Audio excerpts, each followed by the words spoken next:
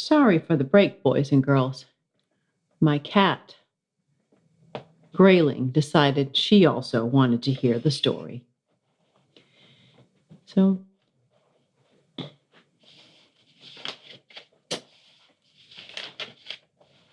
I am not a spy, the man spat. I am the great four-star chef Lilou of Bourgogne.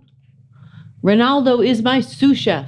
Patrice, my saucier. We know nothing of spying. We only know of cooking and carving, said the bald Ronaldo, ominously rubbing the blade of his knife with his thumb.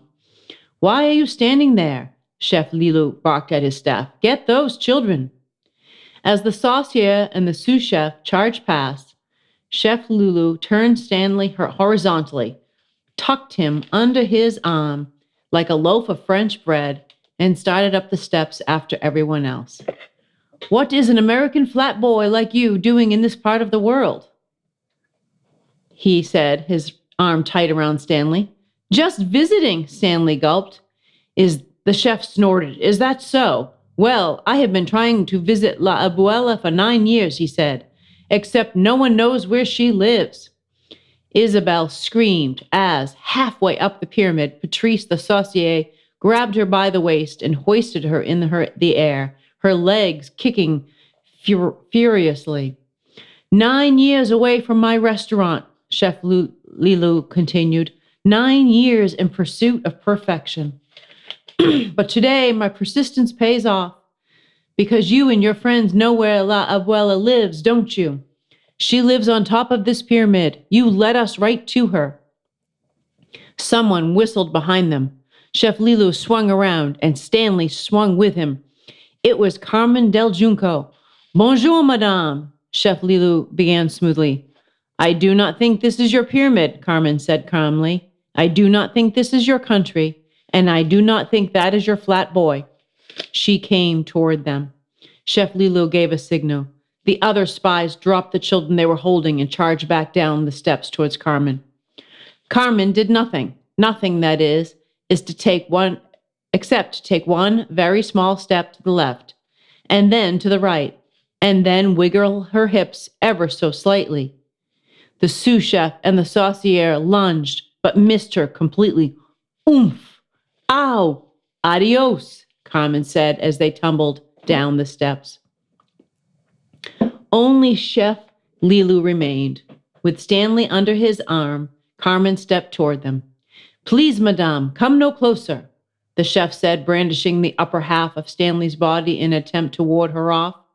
Carmen was now less than 3 feet away. She winked at Stanley. In one graceful motion, Carmen bent at the waist and grabbed Stanley's hands. She pulled him from the chef's grasp and spun around like a dancer. Stanley's feet sailed through the air, completing their round. His shoes hit Chef Lilou square in the middle of his crisp, white chest. Zoutalours! The chef cried as he crashed all the way down to the bottom of the pyramid. The children cheered as the chef and his staff scampered back into the jungle. They all hugged Carmen. You were wrong to go off without telling anyone, she said.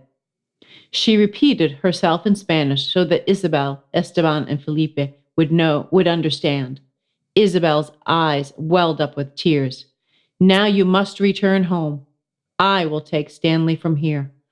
But we are so close, said Eduardo. Carmen lifted her eyes to the low building at the top of the pyramid. It is lucky you were not closer, she said, or La Abuela's secret would be a secret no more. Chapter 5. The Plunge. Carmen waited until the other children were out of sight before continuing up the steps with Stanley. Stanley wished she hadn't sent his friends away. Why couldn't they come too, he sulked. Because they could not, Carmen declared. They were just trying to help.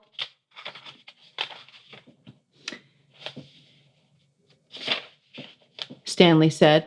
They came all this way, and you made them stop just steps from La Abuela's house. It's not fair. He kicked a step hard with his toe. Stanley, Carmen said, how did you become flat? The bulletin board over my bed squashed me in the middle of the night. Stanley grumbled. Was that fair? Said Carmen. No. Stanley shook his head. It wasn't fair at all. People make fun of me. They stare at me.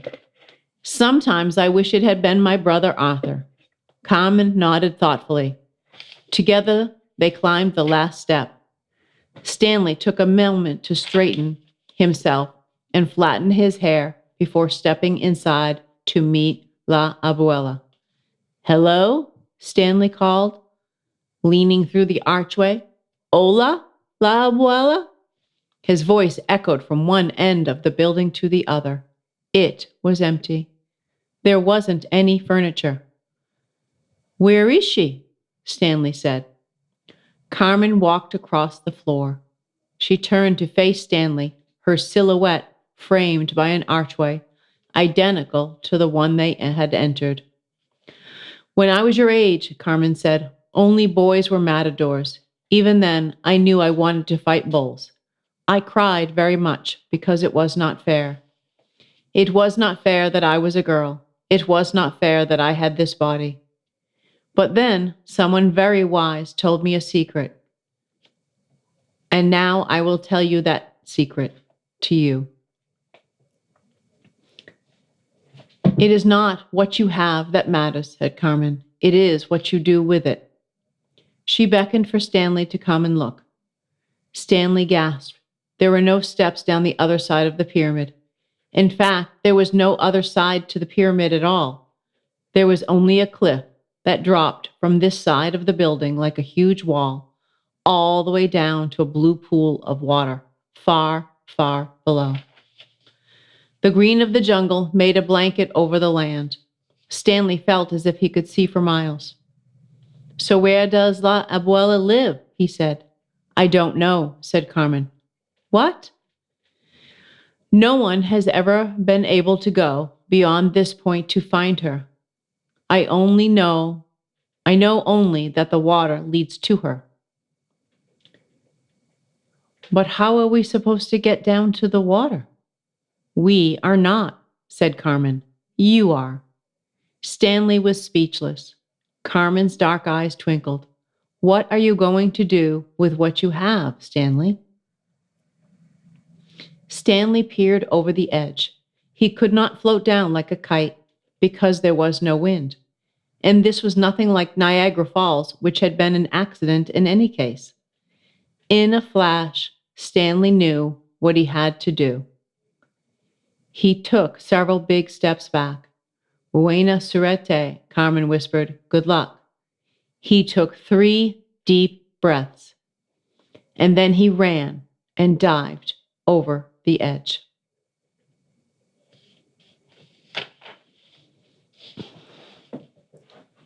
Chapter 6. La Abuela. Stanley had seen Olympic divers on television, their bodies perfectly straight, their hands like arrows piercing the water. Stanley made himself as flat as he could. The wind rushed around his ears. The side of the cliff blurred before his eyes.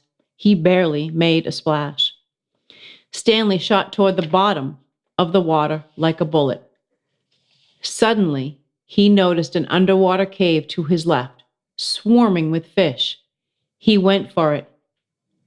Inside, Stanley knew he couldn't hold his breath much longer. His hands broke the surface and hit the cave's rocky ceiling. There wasn't nearly enough space for his head. How am I going to breathe? He thought in a panic. And then he remembered Carmen's voice.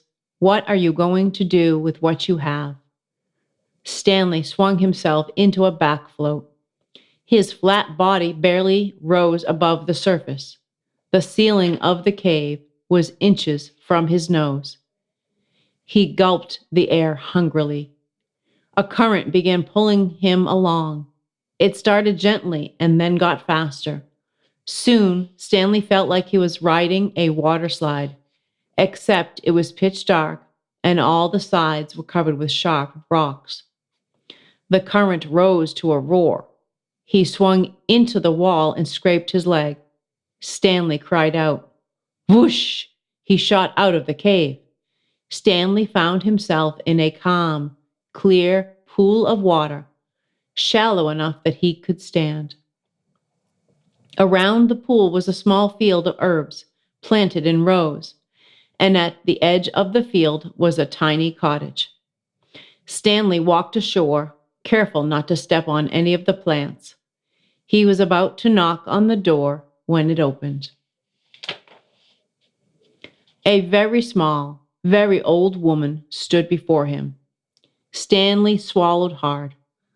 La abuela? She was smaller than Stanley was, with big cheeks and short gray hair.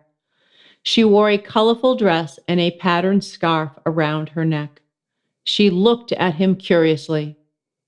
Stanley reached into his pocket for Carlos's letter, but all he found was a few soggy bits of paper. I am not a spy, Stanley said quickly. Without responding, La Abuela reached for his hand. She raised his arm before her eyes and turned it this way and that, examining its shape. Then she turned her gaze to Stanley's face. Stanley held his head high so she could look. When he looked down again, La Abuela's eyes were moist as if she were about to cry. Her lips quivered. Estaba esperandole, she said. I have been waiting for someone like you. Stanley was about to ask what she meant when he heard a series of splashes. Oui, a familiar voice said triumphantly, we have arrived at last. Somehow, Chef Lilu and his spies had followed Stanley.